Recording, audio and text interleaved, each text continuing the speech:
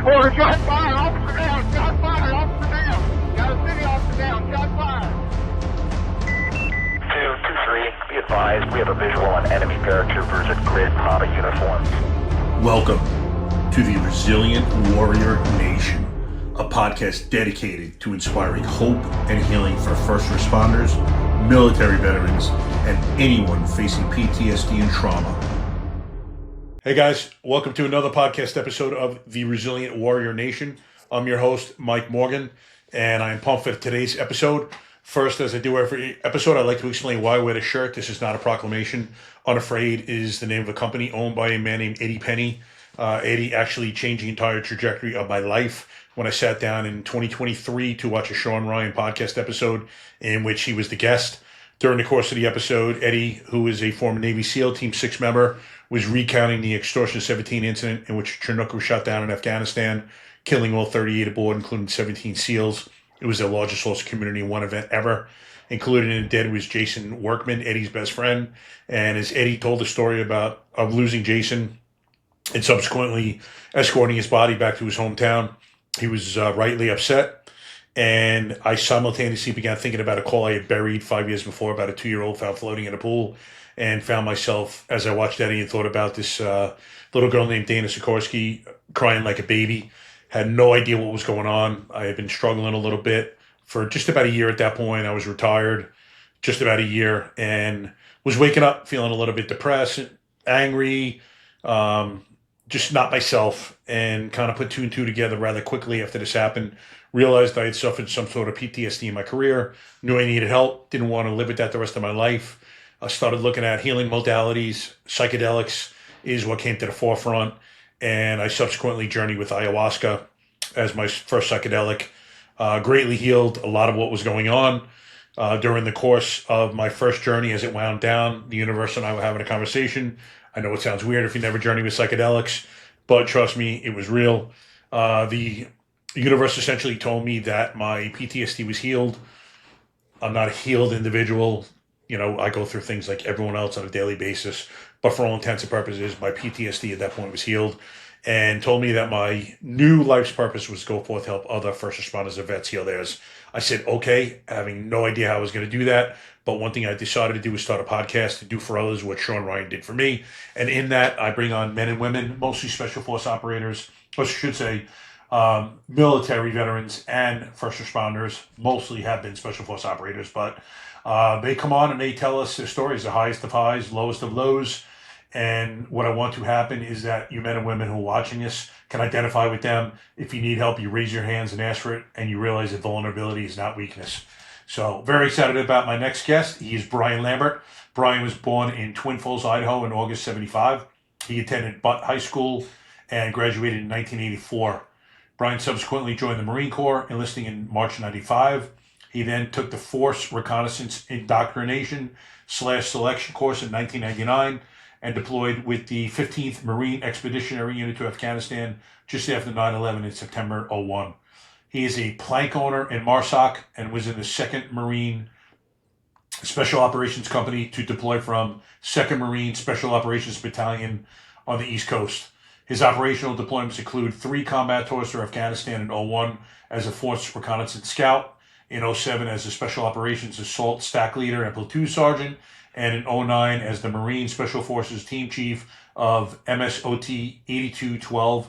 Additionally, he served as a Force Reconnaissance Assistant Team Leader during 1 combat deployment to Iraq in 03 and 1 deployment to Northwest Africa, where he served as the Operations Sergeant Major of Team Libya in 2014-2015. Other assignments include Operations Chief, 4th Reconnaissance Company in Kaneohe Bay, Hawaii. Hopefully I didn't massacre that.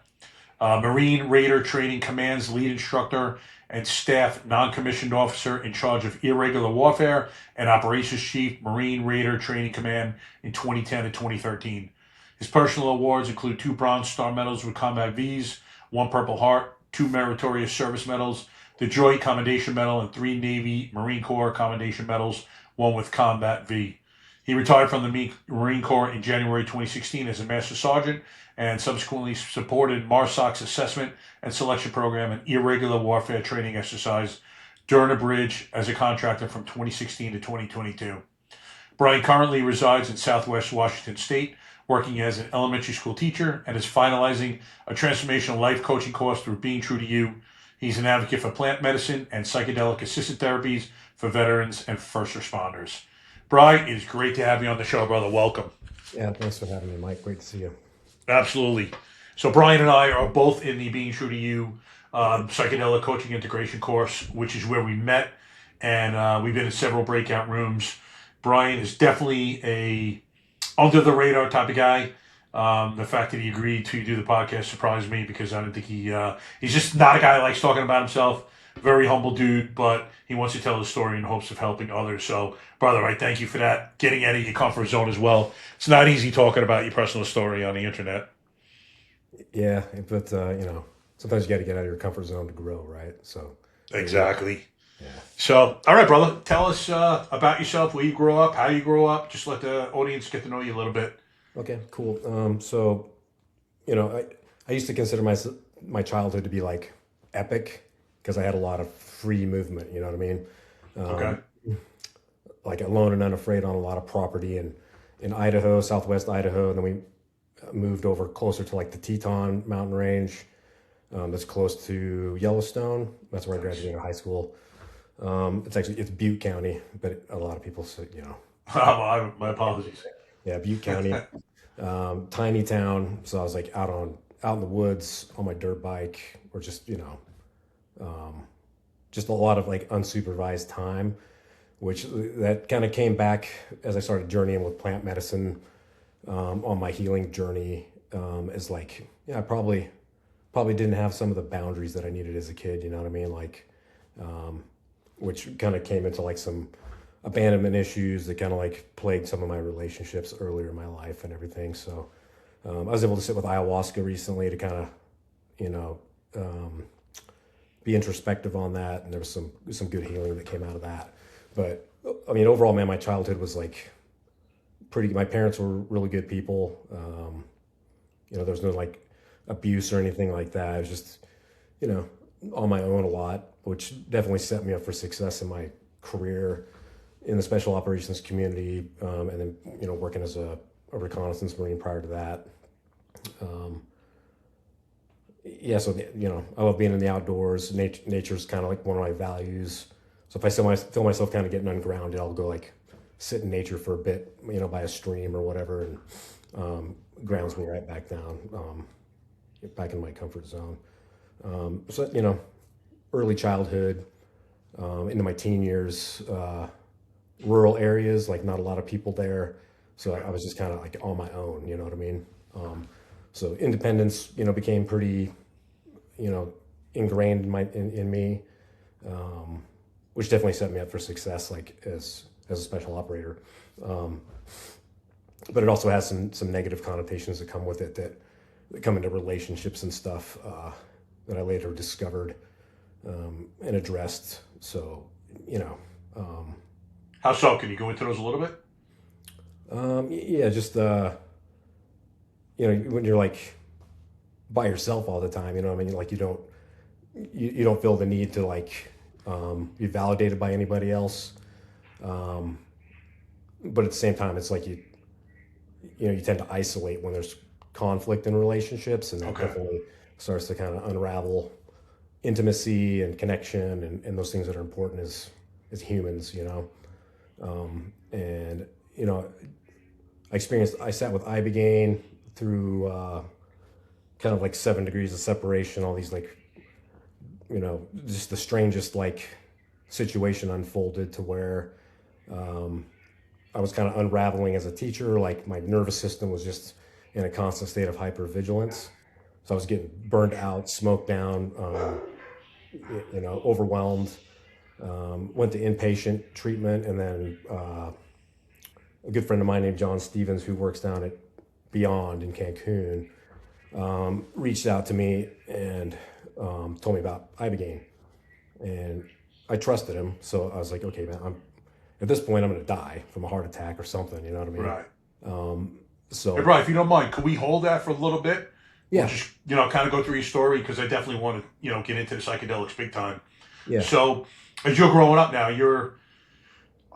There's not like really a lot of kids around. You're essentially doing your own thing. Yeah. Like how small is your high school graduation class, for instance? 34 people, man. Oh my God, dude. Yeah. That's crazy. In a Mine town- was 1,100, and we had 3 high schools very close to each other. So, very well populated. Yeah. I mean, I think there's like 900 people in my hometown, and then like people from, like the smaller adjacent towns that were like probably 25 miles away, 40 miles away. Some of them would come to our high school, and there was still only 34 in my graduation. 40 miles away, kids go to high school. Mhm. Holy cow. Yeah. That's crazy.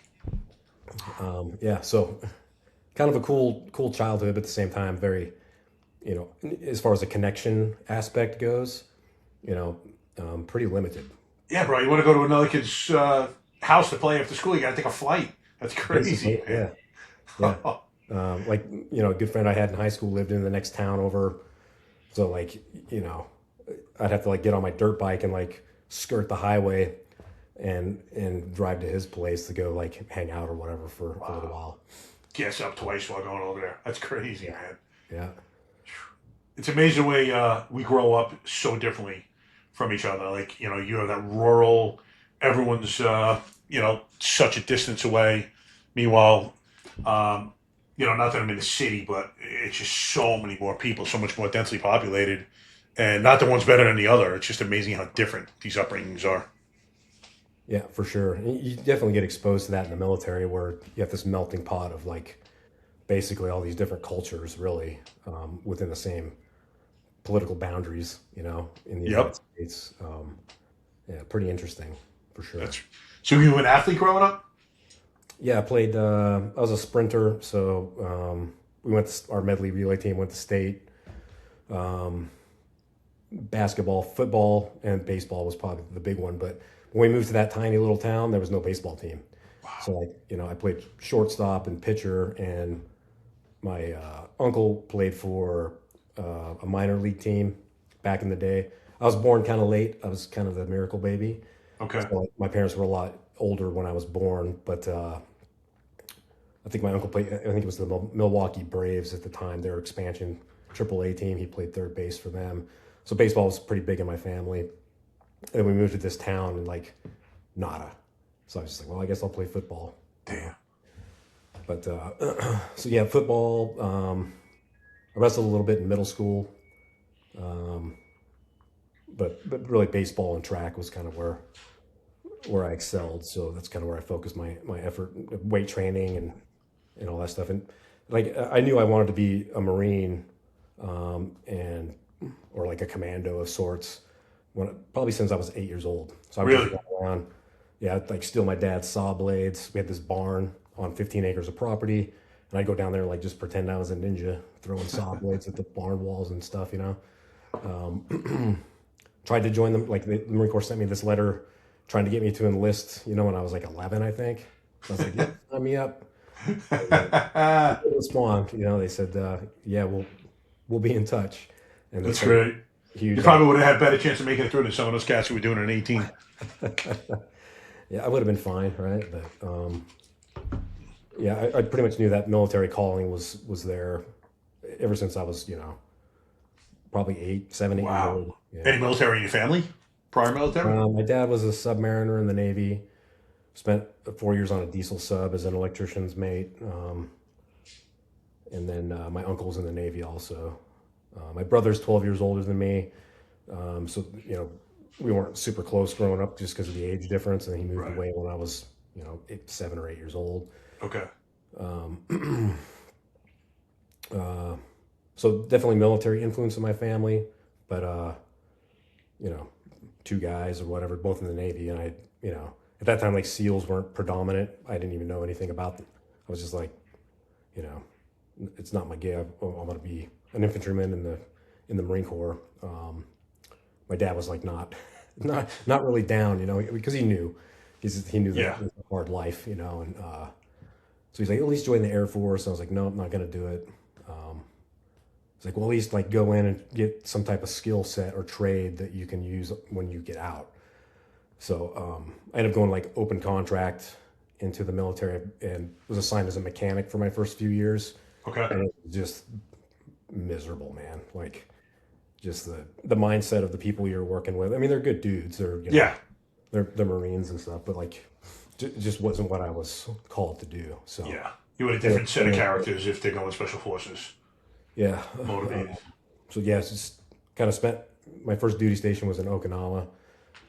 Spent a lot of time, any time off that we had. Like they worked us to the bone over there to keep us out of trouble, I think. But any free time I had, I was like getting a scuba certification or doing whatever I could do to like prepare myself for a selection process and the subsequent training that accompanies that.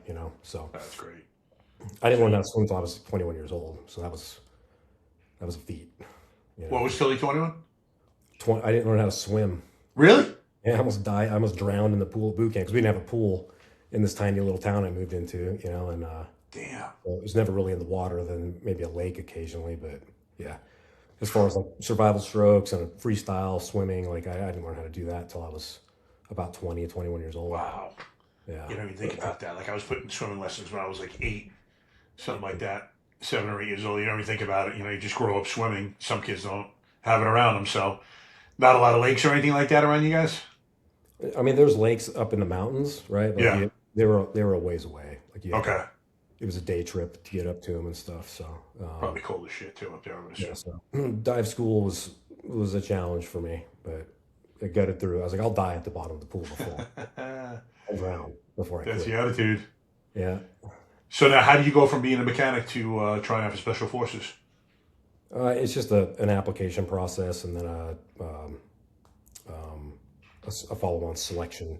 So they'll take any occupational specialty if they see that you have the attributes that they're looking for. There's a set amount of attributes that they're evaluating you against. Basically, just to make sure you're trainable. Okay. And that you're have the interpersonal skills and basic attributes to be successful in the environment you're going to be working in. And how'd you find it to be, like selection and going through that whole process? It was like, to me, it was kind of fun because you're out in the woods by yourself, like, navigating, a lot of physical, I was pretty athletic, and for something like the physical pain didn't bother me at all, Okay. It just, I think that kind of stems back to childhood too. Like you're thinking you're not deserving of something, or you're like, like I deserve to be punished for some reason. You know what I mean? So you just kind of like bask in it, like, and use it to your advantage in that situation. It's amazing the way these things we go through in childhood just stay with us and mold us. And, these mindsets that we have because of what happened to us as children. I guess everything builds off that. But it's incredible sometimes. Like I was just talking to one of our classmates, texting, I should say, and she's going through it today. Doesn't know why. And, it's stuff like talking bad to herself that started in childhood. It, still lasts to this day. Like, it's amazing how strong that is. Yeah, it's just like ingrained. You don't even, it's like until you crack the subconscious, like that your ego is protecting you. Like it's doing its job, right? But like, yeah, it's like, why am I like, behaving these ways, or why am I perceiving this situation this way? It's very interesting. Very like, yeah, it is. And I think a lot of it's got to do with the fact that you're going into new ventures and your mind and your body are trying to keep you safe because you're going into the unknown. So in some respects, they're almost like talking you out of it. Like, nah, you shouldn't be doing this. You're not good enough, blah, blah, blah, blah, blah. Because they just don't want you trying new things that could be dangerous, whatever the case may be. But your body kind of reverts back to the I'm comfortable here, let's not try anything else routine. It's amazing, the psychology. Yeah. I think a lot of it gets back to like, what did you have to do for love and safety? Like what mask did you have to wear? Yep. And that's hard to get through, that's like, it takes some work, Yeah, it does. Work and self-awareness and maturity to like, try to like crack that open and try to make yourself better so you can be better for the people around you, Yeah, 100%. I don't even think a lot of us even know we're going through it as we're going through it. What caused it. Yeah. It's only the benefit of hindsight and psychedelics, as far as I'm concerned, with me. I don't even know if I had not journeyed with psychedelics, if I would have. There's no way I would have come to these other conclusions about what makes me me. They're incredible medicines, as you know. Yeah, I completely agree with you, man. Like it's until I sat with certain medicines and was able to get past that barrier, you're like, whoa, that's Yeah. been the whole time. I didn't even know it. Like, Yep. It's amazing. All right. So you get done with training and then deploy right after 9/11, huh? So you totally done with training now yeah, as well, 9/11? dude, I mean, training is like it's almost like sometimes the training. Well, she said you graduate and now you're in Force Recon. Today's episode is brought to you by Cutting Edge Testosterone Therapy, a veteran-owned, family-run clinic led by a retired first responder. At Cutting Edge, they help men and women rebuild strength, focus, and vitality through advanced hormone therapy, peptides, and performance-based weight management. Whether you've served your country, your community, or your family, Cutting Edge helps you get your edge back safely, professionally, and with people who understand what service takes out of you. Cutting Edge offers individualized care with no monthly fees or contracts. Learn more at cuttingedgetestosteronetherapy.com. Cutting Edge Testosterone Therapy, built by those who serve for those who still do. Yeah, I'd gone through like the basic reconnaissance course, which is a pretty demanding, one of the more demanding courses I've been through. At that point, I'd been through dive school, military free fall school, jump master school, just a handful of courses that kind of get you like a place in the team, right? Or within the platoon. So we deployed before 9/11. We were in Darwin, Australia when the Twin Towers fell. I remember we were out, I think we were training with some of the Australian military guys over there, and we're out having some drinks or whatever, and then like the news was on. It was like late at night when this happened because we were in Australia, and then we had to get back to the ships, and we were prepared. Like we went to the Arabian Sea, and we just kind of like cut squares in the Arabian Sea for a couple weeks. I think some special mission units were starting to hit some targets. We helped get the PJs in place, some combat search and rescue assets in Pakistan. And then we eventually went into southern Afghanistan with some SF guys were working up north, and then some special mission units were hitting targets throughout the country. So that deployment was what sealed my, I was like, I'm staying in because this is like the most fun I've ever had in my life, Right. So yeah, a lot of like deep reconnaissance missions, some interdiction missions, and a handful of raids on that deployment. It was a quick turn. I mean, we were probably on the ground for 3.5, 4 months, and then we went back and got back into our training cycle to get ready for Iraqi freedom because we knew that was coming. Okay. And that was kind of the vibe we were getting was like that invasion's going to happen. So we started preparing for that. And then it's like more schools, the training never lets up. The training's almost harder than the deployment. Is it really? You're gone all the time, either at an individual school, getting your individual skill sets dialed in for what the team or the company needs for capabilities wise, and then you start with your team workup, and then your platoon workup, and then or company workup in the case of MARSOC. But it just never stops, man. You're grinding your whole career basically. I can imagine. And that definitely took its toll. Like operational stress, like operator syndrome, I think they call it now. Yep. Yeah, it starts to wear on you. It's a pretty brutal cycle. It just doesn't stop, I can't imagine navigating it with a family and kids. Yeah, it's like I was married at the time. That my former wife was in the Air National Guard, so she was gone a lot too. Just like it's like we had a piece of paper that said we were married, but we were never, and then when I was home, I couldn't be present with my kids. I was just thinking about the next deployment, like how do I get back alive? How do I get my guys back alive? So you're never really like present, you know, Right. which takes its toll on relationships and your soul, you know, all that Oh, stuff. yeah. Yeah. Do you guys ever, I know it's a stupid question, but does anyone ever help you guys navigate that stuff while you're in? Like, the Marines help you with that or no? You're on your own? There was an attempt. So like, I think in 2013, my my roughest deployment was in 2009 as a team chief, as far as like casualties and you know, traumatic experiences and all that stuff go. That was in 2009, 2010.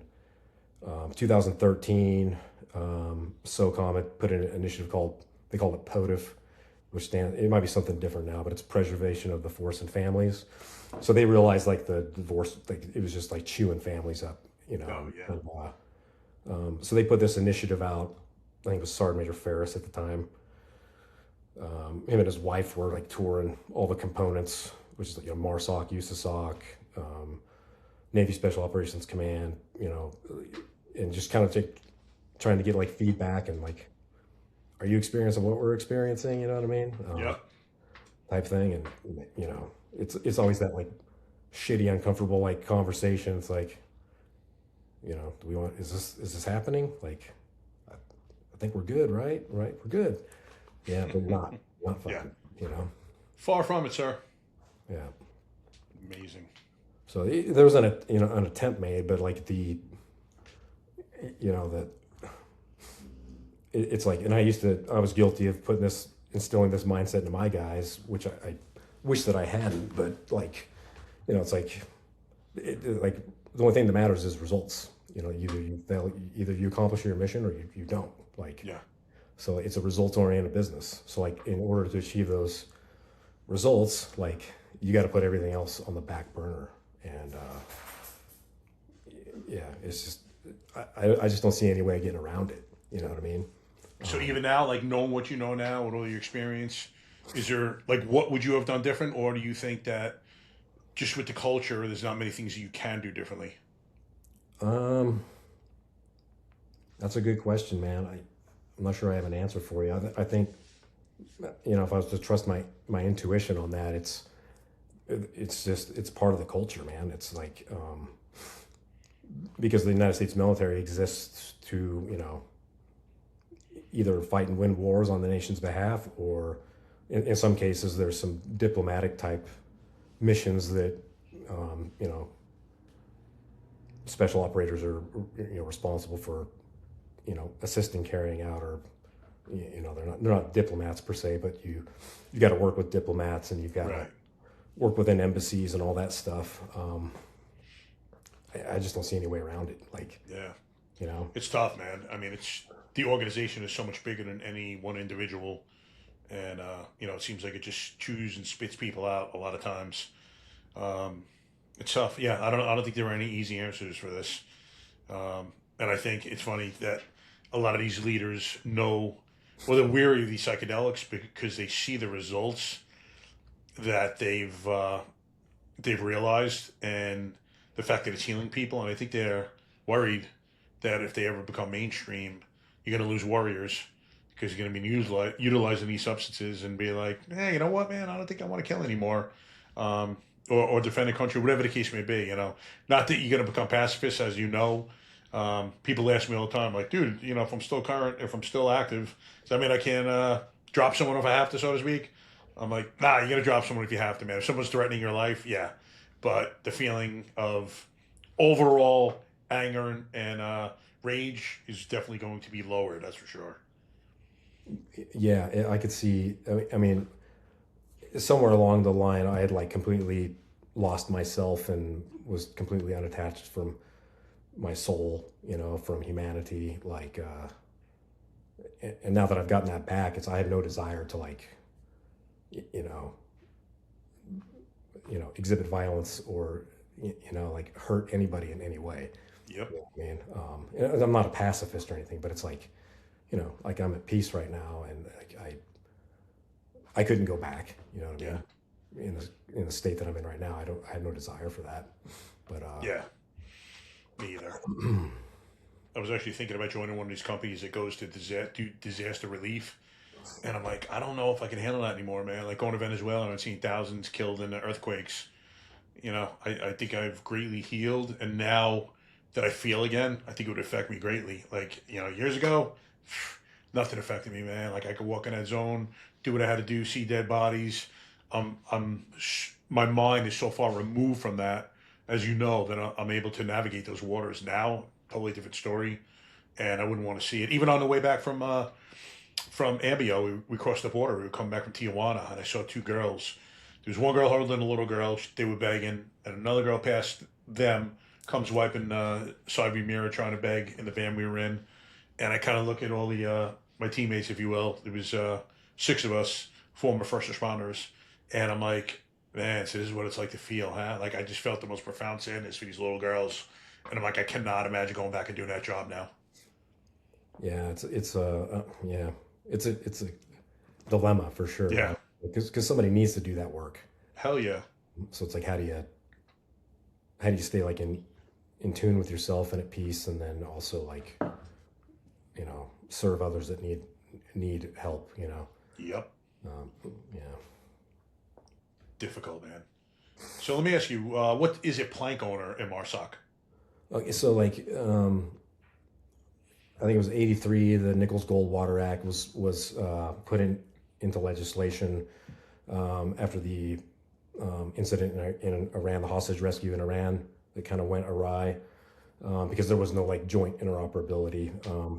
So every component except for the Marine Corps and the DoD and the Coast Guard, like basically gave up a slice of their force to stand up United States Special Operations Command. But the Marine Corps didn't cough up their Force Reconnaissance guys, who are probably the most capable, or arguably the most capable to fall into that, right? Because the Navy gave up SEALs, the Air Force gave up some PJs, CCT guys, 160th, from the Army, Rangers, SF guys, you know what I mean? So the Marine Corps didn't contribute to it. So in 2000, after the invasion of Afghanistan, like there needed to be, the Secretary of Defense, Rumsfeld, was like, hey, we need more special operations teams on the ground. Like the Marine Corps is not contributing, like make it happen. So in 2006, it was finally passed where like, hey, like we're standing. So the most capable force that the Marine Corps had to stand it up was First Force Reconnaissance Company and Second Force Reconnaissance Company on the West and East Coast, respectively. So it's like one day, like you're under the flag for a Force Reconnaissance Company, and the next day it's like you're under a Marine Special Operations Battalion. So there's a lot of education that had to come from that, but like, essentially like those guys crossed that line, like that initially stood MARSOC up are considered plank owners. Okay. Or, the original, the OGs, I guess you call it. And it was painful, man. It was painful. Was it? Oh yeah. Because the Marine Corps did not want to give us up, and like SOCOM was like, there's a lot of guys from 7th Special Forces Group and some of the SEALs on the West Coast that were like really supportive of us, and like, hey man, like come on board, like we got you under our wing, we'll help educate you in different aspects of things. But there was some other, all the way down to the team level that were just like, we don't want you guys here, man. Really? Yeah. It was brutal, man. Like it was painful. Yeah. So it took a couple years to get the kinks out and ironed out, and as far as I know, everything's pretty good right now. It's been around for 20 plus years now, and growing pains, you know what I mean? But a lot of it was like the almost like the rejection from the Marine Corps is like, because the Marine Corps is like pretty intense as far as like it's almost like cultish, and like, the Marine Corps considers itself elite in its own right. Yep. I don't agree with that, but not that I don't think highly of the Marine Corps. I really do. I owe a lot to the Marine Corps, but that mindset and that culture made it very difficult to be like with the initial forces within MARSOC. Yeah, for sure. Okay. Now, did Force Recon cease to exist at that point? So everything's MARSOC now in terms of your special forces? It did. Okay. They initially started building that capability back up to where it was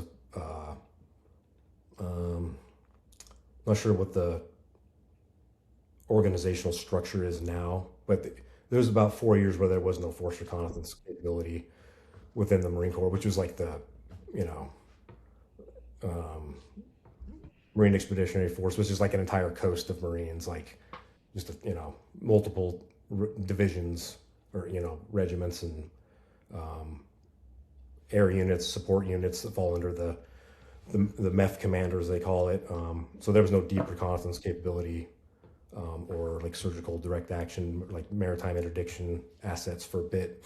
That fell into like the division level reconnaissance battalions for a while, and then they started building it back up. And those guys are all very capable as well. It wasn't like they couldn't step up and do the job or anything like that. But there was a gap for a while. They initially brought it back, but it was like a less robust company. Okay. So when you go over as MARSOC, when you try out, what is the time frame from when you try out to when you graduate and you're considered a MARSOC Raider? I mean, if you like timed it all perfectly, it'd be about a year. Okay. So it takes guys probably, but selection's about 3 to 4 weeks long, and then they've got to get orders to the Marine Raider Training Command to go through an individual training course. So that course is about nine plus, not including language, is about 9 months long. And then I think with the language, so you're looking at about a year and a half probably, sometimes 2 years. Wow. But it's a solid year plus of entry level stuff just to get into a team. Okay. Unless What things are language changed. did you have to learn? I'm a little dated now. So about 10 years, which doesn't seem like it's been that long, but Yeah, is it crazy how quick it goes, brother? yeah. Unbelievable. What language did you have to learn when you were in? I didn't have, it's not that I didn't want to, it's just I was already like at a team chief level because I was selected for E8. Okay. So I was just busy getting my guys to schools during their individual courses. And then the language program was still pretty new. So I was hoping I could go learn French or something, or Spanish, but it's just like when there's limited spots for schools and you got to get guys in there that are actually going to be, embedded with indigenous forces and everything, like that's where the priority goes. So, Okay. yeah. So as you go up now, are you still going out on patrol, or is this something now, as you get into like 09 and then you said 2013, are you, going out with the boys, or you're kind of staying back now commanding? At that point, like you're like, when I was the operations sergeant major for Team Libya, like you're facilitating operations for your guys on the ground. Okay. Which sucks, but at the same time, like somebody has to be the voice of reason back at the command, right? Like, so Yeah. I just tried to embrace it as that.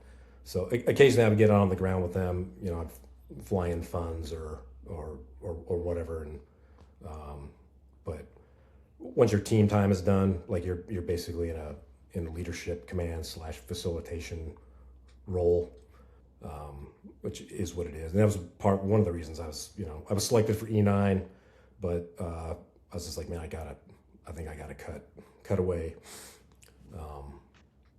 Just still, my kids were getting older, they were probably 7, 8 years old and 10 years old at that time. I was like, I'm never going to see these kids grow up at all. So I just need to get out. Okay. Makes perfect sense. So you got out at 20. Yeah, I did 21. I was selected for Master Gunnery Sergeant, and then I had orders to 1st Raider Battalion to be the the senior listed advisor for special operations over there. And I was really looking forward to that, but I was just like, man, I can't look myself in the mirror when I'm 70 years old and be like, that was the right call. Right. I was like, it's time to cut. And there's no coincidences, right? All these things happen for a reason. So, Yep. Had I not done that, I would be somewhere. Who knows where I'd be, or if I would even be here. you know, so. Right. Well, you were in some, sounds like you were getting some great positions. And, I can't imagine from an adrenaline junkie to, I'm sure, an adrenaline junkie, like, I can't imagine the places that you were and the things you did. It just had to be, I don't know. I can't imagine, like, it just seems like you were where you were supposed to be. Yeah. I mean, yeah, it was a calling. I was, yeah. There was a couple missions I was on that did not go well. It was a rough day at the office, and I carried that weight for a long time, even unnecessarily. It wasn't like my fault or anything, but, so, hopefully by my presence there, like there was either some friction that was avoided, through calm leadership or, it's kind of like called, like I was going to step away from teaching, but I got a position this year and I was like, it feels like I'm probably supposed to do this job, at least this year, for a reason. And I'm pretty confident I know what that is, but yeah, it's like you kind of end up where you're supposed to be or who you're supposed to be with, like by the nature of the universe, I guess, right? Yep. You're always where you're supposed to be. That's what they say. So, all right, so you get out, and then what's the first thing? Do you have things planned out, or you would just kind of wait and see what would happen? No plan. Like the no plan? No plan. It was like I was going completely against the grain of the advice I gave all my dudes, right? Like, hey man, make sure you have an exit strategy. Like, I'm here to help you. Let me know what you need, right? And I'm like, cutting away my parachute. And I'm like, well, I think I have a reserve, right? But we'll see. So I landed fine. You know what I mean? Got into, working some like 4 or 5 contracts a year, supporting MARSOC's assessment selection, working as a G chief at their unconventional warfare exercise. And those were all very rewarding jobs also. So essentially you're still in the game, even though it's a different looking game. Yeah. And transition, man, like it is brutal for that's what I wanted to ask you. Especially, I think, for veterans and probably anybody in general, but like when you go from like, managing multi-million-dollar budgets, conducting clandestine operations, like, like high risk training and high risk operations, where like life and death is a thing, like your performance dictates, like if I mess up a win calculation, you know what I mean? Like I could put, my whole team or company like at risk, right? Like, yep. Then you get out and I can't even get a job at Lowe's at night stocking shelves, It was rough, man. Like it yeah. And normal life, quote unquote, is boring compared to what you were just doing. Like you're never going to find that excitement anywhere else, typically in civilian life, unless you're doing contracts like you were doing. But once you get away from that, things just, I don't know. It's things settle down, and now you have your thoughts. You have quiet. You're able to think, and things are just a lot different in the civilian world. Yeah, and it's now it's like it's beautiful, right? Because I can sit with any emotion. Like before, it was just like the only emotion I could sit with was anger. You know what I mean, or rage. Yep. That was the only like familiar, or effective emotion to express, right? But now it's beautiful. I can sit and like it's nice to sit in peace and like, or feel sad if I need to feel sad for a day. You know what I mean? Yeah. That wasn't nothing wrong with feeling any emotion or every emotion on the wheel. Yeah, it's important, right? Or else it just gets bottled up and suppressed, and then it comes out in extremely unhealthy ways. Exactly. Implosion or explosion. Yeah. So once you get done now, you're doing the contracts, and how do you kind of transition? Did you go right from that with maybe some time in between to teaching, or did you do other things in between? It was basically that. I think I worked for the city for a year, like in the parks department. I was just like Forrest Gump on a lawnmower. I was like, what the hell have I become? You know what I mean? What the hell just happened? And there's nothing wrong with it, but it's just like, no. But like, yeah, it was just this like. You were built for more. Yeah. So I mean, teaching took a while. It took me 3 years to get my master's in education and then get my state teaching certifications all dialed in and everything. And I used to contribute. I used to like equate my purpose to profession only, right? So it's like you're just clawing at like, what am I supposed to be doing with my life? Well, I'll try teaching. Like, I enjoy teaching people in general, right? Right. God, man, like I don't know. It's like I said, I'm where I'm supposed to be for a reason right now. But the end game is like working with therapies and psychedelic assisted therapies, basically, and helping veterans and first responders heal and move forward. And to me, that's much more purposeful than teaching in the public school education system. Right. But yeah, changing lives. So now, were you struggling at this point when you were, you going to school, you getting your master's, you having difficulties, are you drinking to cope, like any of those mechanisms? Yeah, drinking, stimulants, like it's like you get, my nervous system, I still didn't know I needed to regulate it. I didn't know it was dysregulated. I just just ramped up all the time. So I'd use alcohol to bring it down, and then the next day I would bring stimulants to bring it back. I'm wearing masks all day to people please and like try to build a reputation in a new career field. Just killing myself, like overworking. When I was teaching middle school, I was probably working 80 hours a week. Really? Oh yeah, it was terrible. Yeah. What's causing so many hours to have to be worked? You talking about like just grading homework at home, or is this between like lesson prep? Because when you get shifted between grade levels, like you're learning a new curriculum, you're having to build new lessons out. Which all that military experience I had from like mission planning and stuff was, organizational management, all that stuff comes in really handy, but it's still time consuming. Sure. So it just it grinds you down. So I mean, you're contracted at like 7.5 hours a day, right? So that's 35 hours a week or whatever. So when you're working double that, right? Yeah. It's like something's wrong, So, and that was a choice, right? But like at the same time, the system's kind of designed to overwork teachers, So it's amazing. It is what it is. So how do you go from what propels you now into kind of research and getting involved in the psychedelic world? Like what propelled you to take your first journey? What had been going on? So the first year I taught fifth grade, and it was great. Like I had, 2 groups of 22 students, like very tight with the kids. It was very rewarding. I was still working a lot. Student numbers dropped in that school, so I got shifted to a middle school, and I had 150 kids a day. And I'm a relationally based person to begin with, and then like kids don't learn from you if they don't trust you and if they don't feel safe. So I'm trying to connect with 150 students every day, and it fried my nervous system, man. Like right.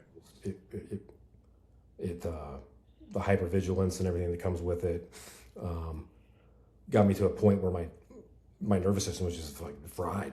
Like, my former spouse at the time was like, hey, you probably need to go to like take a break, like maybe go to inpatient and get your nervous system like, and she was probably scared of me at the time, you know what I mean? Because like I was just like up and down and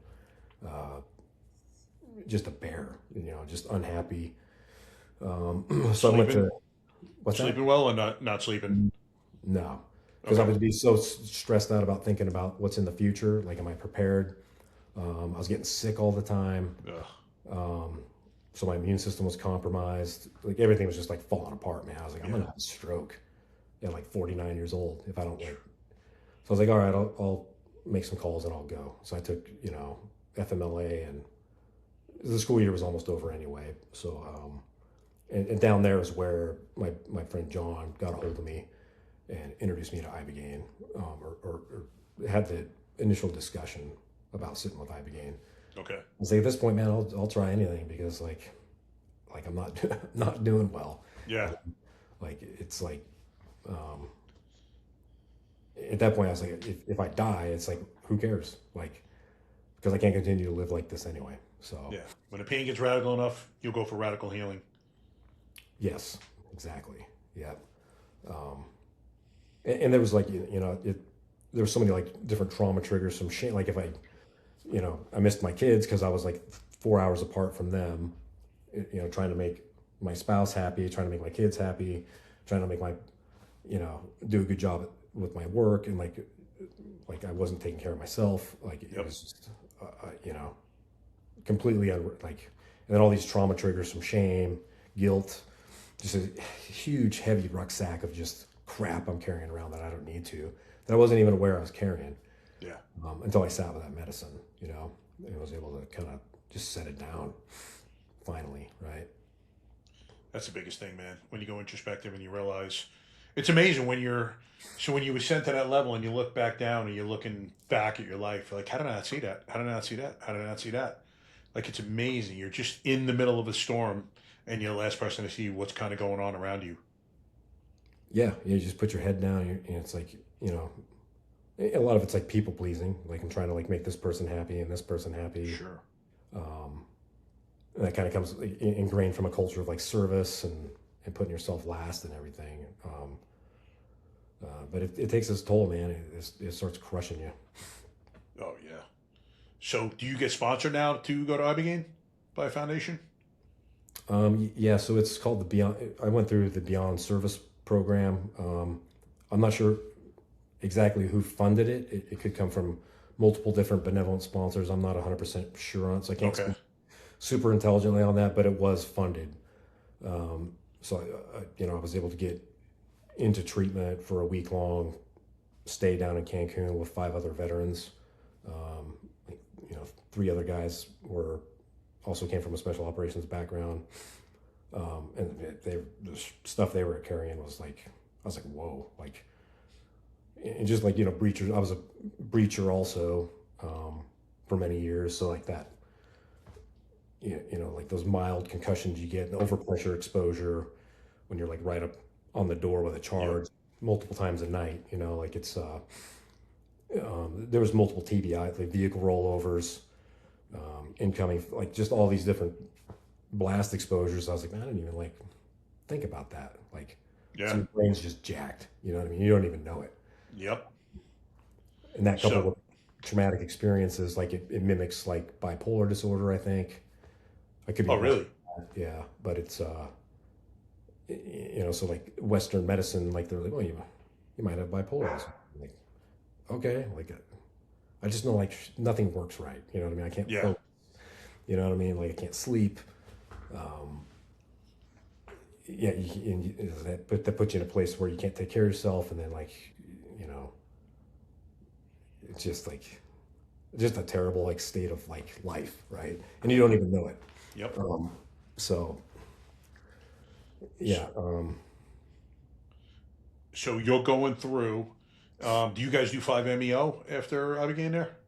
Yeah, our cohort did, and like between the sitting with Ibogaine and then like kind of, I guess, polishing it off, the bow tie on top with the 5 MEO, that's probably where I found the most healing, because I was so disconnected with my soul and myself. I didn't know who I was, you know what I mean? Like it's like I didn't know what like connection with God or like source was like. So like that, the intentions I was able to develop with the help of some of the coaches that have been qualified in our coaching course. I was able to come out on the other side of that medicine like completely different, and a completely different perspective on life, existence, connection. Yeah. So can you kind of talk about it, if you can remember it, as you're coming out post ceremony? Now you leave the house, you go back home. Like, what's changing for you mentally? How are you feeling? What are you realizing, as a result of the medicine journey? So the big takeaway from Ibogaine for me was like, my intention was like, hey, like how do I become like my highest version of myself so I can, like live a fulfilled life, right? And that was like, it was uncomfortable, man, like what it showed me. But it showed me what I needed to see. And that's, what I look like when I'm angry, like to the people that I'm around, like the people that I care about. And it spoke to me in a language, like that I can understand. I'm just like, holy shit, man. Like, that's scary. That's super scary. Like, and that's how I'm making like the people I care about feel, like that. So that was eye opening. Right. And then it just like, it's basically like, stop wearing masks, like, if you're sad, be sad. Like, otherwise it's going to manifest as anger. So leave that, stop wearing masks, leave that behind you. And then you can transform into your highest self. And then the 5 MEO, like kind of showed me like what my soul essence felt and looked like. Okay. So when I left Cancun, I came back, I was very just like, I was tired, right? Because it's an experience for sure. Oh, but, yeah. Just like the inner peace, the ability to like love yourself. Because if you can't like take care of yourself and you don't love yourself, like you cannot give anybody else love. Yeah. From what I've experienced, it's like the first thing I noticed was my dog. Like my dog she could feel me vibrate across the room. She's like, I don't even want to be around this guy. Pre-treatment, right? Really? Then I come back and the dog won't leave my side because I'm Damn. just in homeostasis, like at peace, regulated. That's crazy. I don't think I've been like truly angry since I've sat with that medicine. I've been like irritated, right? I'm human. But I can like acknowledge okay, I'm irritated or I'm a little anxious right now.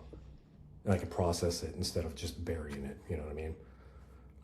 So just the level of peace, like nervous system is regulated for the most, like there's some like ups and downs, like, like there's stressors in life still.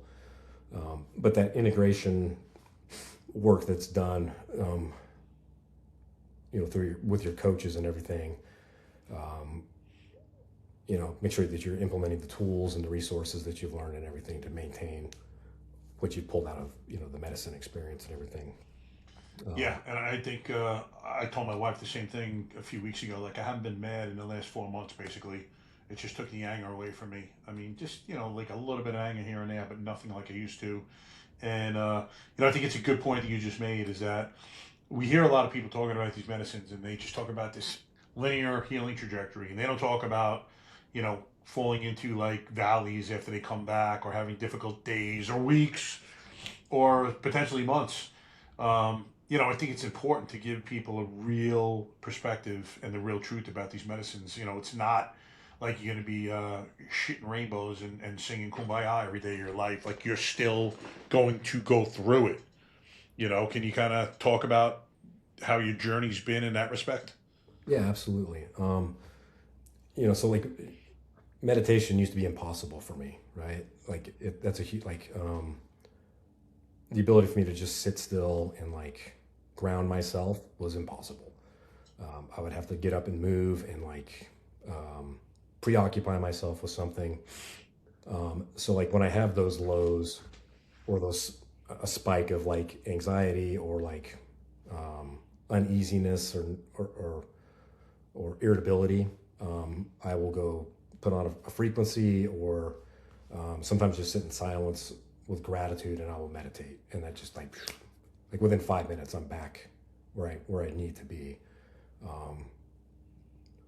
And there's been, and there's been some changes too. Like, like I stopped drinking alcohol, Nice. So some like differences in like my previous marriage, like it ended up kind of causing, and gave me the ability to see some incompatibilities there. And we ended up separating and divorcing, which, is good for both of us. So that was a kind of a stressful time in my life, but I was able to navigate that without irrational like anger or, there's some unknowns like, where am I going to live? Right. Like, Yeah. But I was able to navigate all that turbulence, beautifully. Like, you know, like, and there was some, you know, ups and downs, like I could sit with sadness. I'm like, man, like what, you know, but since then, like everything has like come back on the upslope and aligned. Like I found my soulmate, like, where there's like nothing but compatibilities across the board. It's awesome.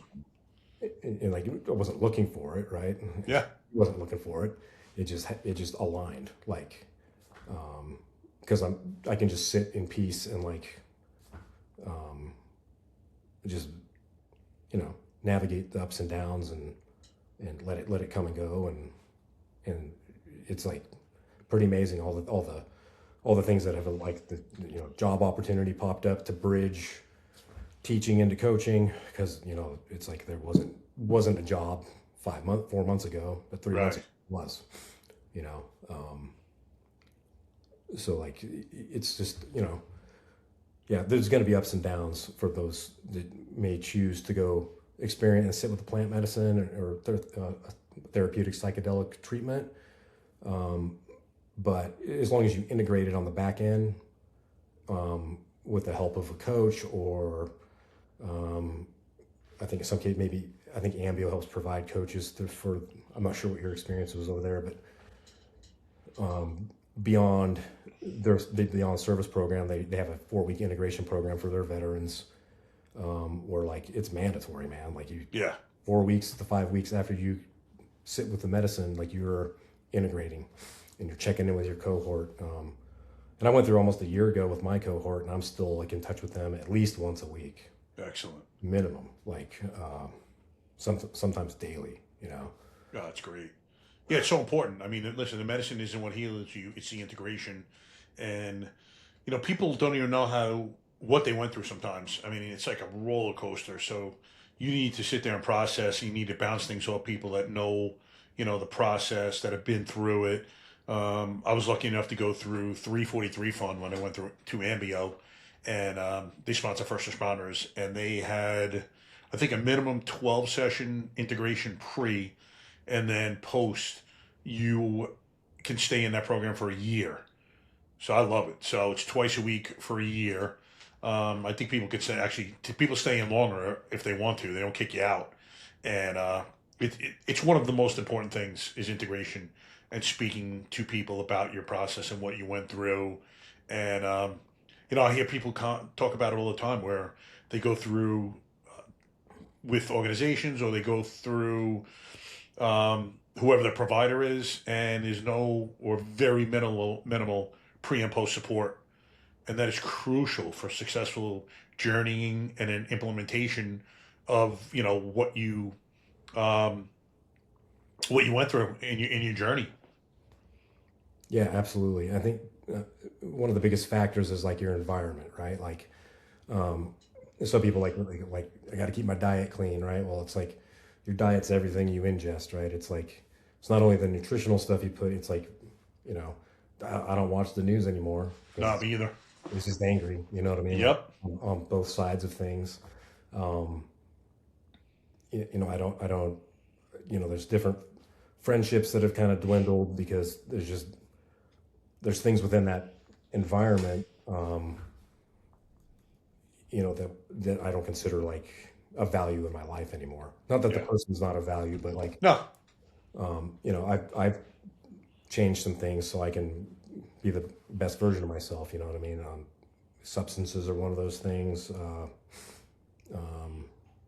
The conversations I have with people, like if they're not meaningful conversations, if it's like gossip or whatever, like I have no place for that in my life anymore. Yeah, exactly. So that those environmental stimulus like things are important to cut out too, depending on, you know, or else you get right back into the groove of like, you know, the ruts you were in before you sat with the medicine. So, you know, I know like the Beyond Service programs, integration programs, big on that. Like, hey, as small as like setting up your space and cleaning up your home a little bit, so when you come back, it's like a clutter-free space, like your mind's not overwhelmed.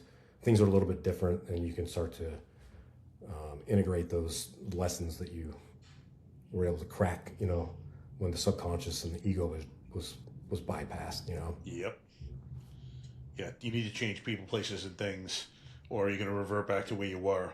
And, I think I love that train analogy for people in your life. Like some people are meant to get off for a stop or two and stay with you. They get off, and then others are meant, very few, to stay on that entire ride. And, you were saying before, it's like you think about different things now and not gossiping. And it's not from a point of arrogance. It's just, you realize what's important now, and all that trivial stuff is not. So, if they don't serve you, and again, it's not like you're using them, but if they're not bringing things into your life that are going to be positive, then yeah, sometimes we need to shed people. But the beautiful thing is, you shed people over here, there's other people who are getting on board that train at the next stop, who are now thinking and acting, and a lot of which who have journeyed like you have with the same medicines, or just have the same attitude now, and it's all about positivity and love. And it's beautiful to see. Like, it's amazing that, especially like just in our coaching class, the community is unbelievable. It's very much surprised me. I thought it was just gonna be a class, and it's become a lot more than that. Yeah, it's pretty beautiful what, like in the coaching thread, just like the information that's shared, and the outlook on life and everything. It's nice. Yeah. It's very welcome. It is. And just like you said about finding your soulmate, you're now, listen, you're not a perfect individual, but you're a healthy, healed individual. And instead of going down to other people's levels, you make people come up to your level now. And if they don't reach that level, it's not going to work out. So now you found a girl who, of course, I know, and she's a fantastic girl. And you probably never would have worked out if you were where you were back then. That unhealed guy with all that anger. You're a different person now. I know I won't put words in your mouth, but I know your soul has changed, and everything about you has changed, or gotten back to your true self. Let me say that. Yeah, that's what I was getting. Like, I'm like back to my authentic, like, who that, who little Brian was, I guess, right? Like, yeah, a lot more carefree, you know what I mean? Like loving, like curious. It takes work. Like I try to like also avoid like, oh, I'm healing. It's like, then you get latched onto this, like, they're like, I need to heal. Like, yeah, there's, things that need to be healed, but like, generally speaking, I'm like in a pretty good place, man. Like,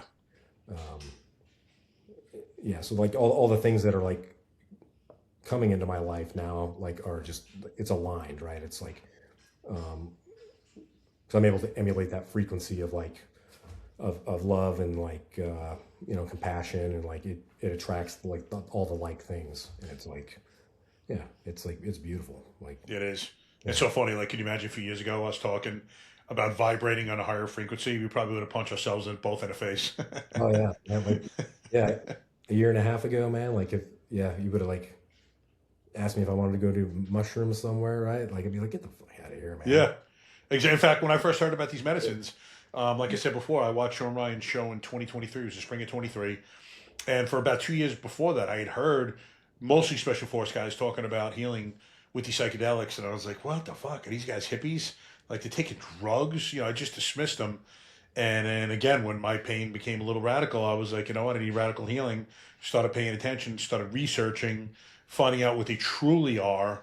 And it was a different story. But yeah, I was like laughing and dismissing these things at first. Yeah. I mean, yeah, it's like you said the word drug, right? Like, Yep. It's, ibuprofen's a drug too. Exactly. So, these are like natural occurring plant alkaloids. It's in nature. It's like, I'm convinced that, God put those there for a reason, right? Guaranteed. There's no processing involved. Yes, ayahuasca, just boiling the vine and the branch and the leaves. Mushrooms essentially growing out of the ground. Cannabis, same thing. MDA, obviously a little bit different. Ketamine, a little bit different, but bufo, secretions from a toad. 5-MeO is essentially the synthetic version of that. So, yeah, you can't, it's funny, I need to find this thing. I had a meme, it was God, and he was like kind of hitting his head. And someone asked him, God, why don't you send this medicine to help us, heal us mentally? And he was hitting his head. He's like, did you not get the plants that I sent? It Yeah. was just so funny to me. Yeah, it's I mean, it's definitely got the stigma, like it's like and some of them are abused, right? Like Anything can be, yeah. yeah, but it's like, like hopefully the stigma starts to go away. It's a naturally occurring, you know, medicine for like our souls and our minds. And I mean, the iboga root helps repair broken off brain synapses, you know what I mean? Yep. Yeah, I mean, yeah. I guess, one of the fears I have is like things as they get like a little more mainstream and like maybe normalized, I guess, for lack of a better term, like, is like, like the loss of the sacred purpose of the plant medicine. You know what I mean? Like, and big pharma might get a hold. Like, it's like, that's kind of a concern of mine personally, because it's all like the discord and lack of harmony that's like kind of out in the world right now, that's perpetuated by political views, tribalism of sorts, right? Like that's like what is damaging to our planet and like to humanity, right? Oh yeah. And it's like if our souls could all experience healing, probably be in a different state of affairs in the world, man. Like, so hopefully it stays on a good trajectory. And like, I'm a huge advocate for veterans and first responders. I mean, like, you guys are putting on plates and Kevlar, rolling out of your house every day, or firefighters rolling up on crash scene. Like, I mean, just like the stuff that you're exposed to, or that hyper-vigilance that you're put on every day. Like, there's a lot of healing that you guys can benefit from, and it's like hopefully the word continues to get out, and guys and gals get the the treatments and the experiences that they need, right? For the sacrifices that they're making. Absolutely.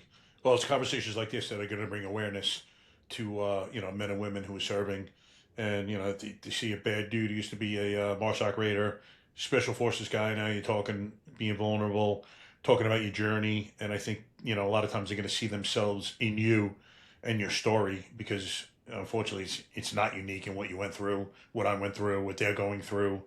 So listen, what are you doing now in terms of medicine and coaching, and what do you hope to be doing in the very near future? As far as like now, I'm right there with you with being true to you curriculum, about 2/3 of the way through. Yep. I'll pick up my next 5th grade class August 24th. So I got another month or so off. It's myself and another guy are we're facilitating a veterans group to go down for an Ibogaine treatment here in a couple weeks. So I'm really looking forward to that. Oh, nice. So we're about 3 weeks into preparation for that right now. Mexico, yeah, Cancun. Okay. So last week of July there, and then I'm going to sit with a fractional Ibogaine dose on the back end of that. Recently did a ayahuasca ceremony to kind of examine some childhood stuff, which was very beneficial.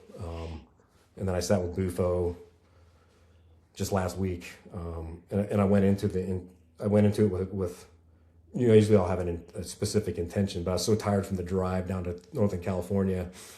I was like, yeah, I'd really like to sit with it again. Like, the guy that served me, I was just like, hey, like, what is the medicine? What can you show me, right? Yeah. Like, boom, soulmate, like right there, like, and then everything was aligned, and like it just showed me like, hey, you're on the right path. Everything that you are investing in, everything that is like coming to you is in alignment with where you need to go. Nice. So that's like, not that I needed the reassurance of it, but it's kind of nice. Oh yeah, it's a great confirmation to have, brother. Beautiful experience. Oh yeah. So you have one or maybe two favorite medicines now that you've journeyed with? I mean, psilocybin's super beneficial. I think it's like that showed me a lot of like things that I needed for connection. I sat with psilocybin in January, and that really showed me like, hey, like some of the current connections you have are not benefiting you. Like they're not; those connections aren't able to give you what is most important to you in a relationship. Okay. And I wouldn't have known that unless I could have cracked into that. So that was very beneficial, like in just the, it kind of like unleashes my creative side too, like this thing, you know, like as far as music and art go, those are really big therapeutic outputs for me. Psilocybin is very beneficial in showing me like some ways to do that. Okay. But a lot of it's connection too, like connection I value. I never used to value connection, you know, because I was just by myself all the time. Like, I didn't know what good connection was, right? But it's like, you know, underneath like self-discipline and self-love, like connection's right there. Like it's so important. The rest of life is like kind of meaningless. You know what I mean? Yeah, we're social beings. We're supposed to be in community with people, and it's so easy to isolate sometimes. And a lot of us have just done it naturally. And listen, when you're going through it, a lot of times you don't want to talk about things, so it's just easy to kind of stay solo, and you don't have to explain anything to anyone. But then you turn around and, you know, you're isolating for weeks, and it's horrible. You know, that's when you stay in that rumination, and that just cycle is so vicious, man, because all you're doing is thinking these things over and over and over. You need something to interrupt that cycle. Yeah, and psilocybin's beautiful for that. It also kind of like wakes up all your sensory, and it helps with neuroplasticity also. And it's something, you know, it's good to have a sitter with a higher level dose, but like those museum level doses or adventure dose, I guess, like, you know, 3.5 milligrams, like you can get a lot of benefits from that. Just, you know, administer it yourself or whatever. I don't know if I would sit with 5 milligrams or 5 grams by myself, but I mean, I think Ibogaine beautiful too. It like helps examine all kinds of stuff. It's like a root, right? So it's like the iboga root, like, I don't know, you know, it's like helps examine the self, I think. Yep. And it's like super beneficial for neuroplasticity, but it's an intense one. So like responsibly, you know, if you don't, you know, have the medical supervision in place and stuff like that, it's like you could be taking a risk that, you know, probably doesn't need to be taken. So that's not something I feel like I can just go sit with, you know what I mean? But no. Yeah, Aya was beautiful too. But yeah, I don't know. Probably be a while before I sit with that one again. Just based on, it's funny I say that about Ibogaine. I don't know if I'll ever do that again, but I love Aya, I love Bufo, and psilocybin. Ibo it's tough medicine. It shows you everything. It's physically and mentally and spiritually demanding on you. But I mean, Bufo was pretty intense too. Like it takes you there. Like you're gone. But like, I don't know. I don't know. So they've all got their benefits. Like it's absolutely. All right, brother. I know you have time constraints tonight, so I will let you off the hook right here. Listen, if anyone wants to get in touch with you, kind of pick your brain, ask you something about anything that you discussed, how can they do so? Probably reach out on like my Instagram page. It's not a private page. I can shoot that over to you. Yeah, what is it now? And then I'll have the bio be in the links. Man, I probably should have wrote it down, huh? You don't know your own Insta profile? That's great. Like I said, I stay off the radar for the most part. Yeah, you can tell he's a special forces guy. Let's see here. So email's always a good way too. I'll throw out my email address is B as in boy, M as in Mike, L as in Larry, A as in Apple, V as in Victor, .03 @gmail.com. Okay. We'll have that in the link. And then or bio. Instagram is Brian _Lambert 0372. All right, got it. All right, guys, so if you want to reach out, ask Brian anything, feel free to do so, Instagram or email. And again, both links will be in the bio. Brother, I want to thank you so much for this talk. It's definitely very informative and something that people need to hear. And we just need to be keep having these conversations so that more people get exposed and learn about these beautiful medicines. And, the fact they're not alone when they're going through it. So I really want to thank you so much. Yeah, thanks for having me, Mike. Thanks for having a platform to get information out, man, for people to pursue healing that are called to get into the plant medicine, realm and crack some things open. Yeah. Absolutely, brother. Yeah. All right, guys, if you like what you saw, please hit like and subscribe, and we'll see you soon. Take care.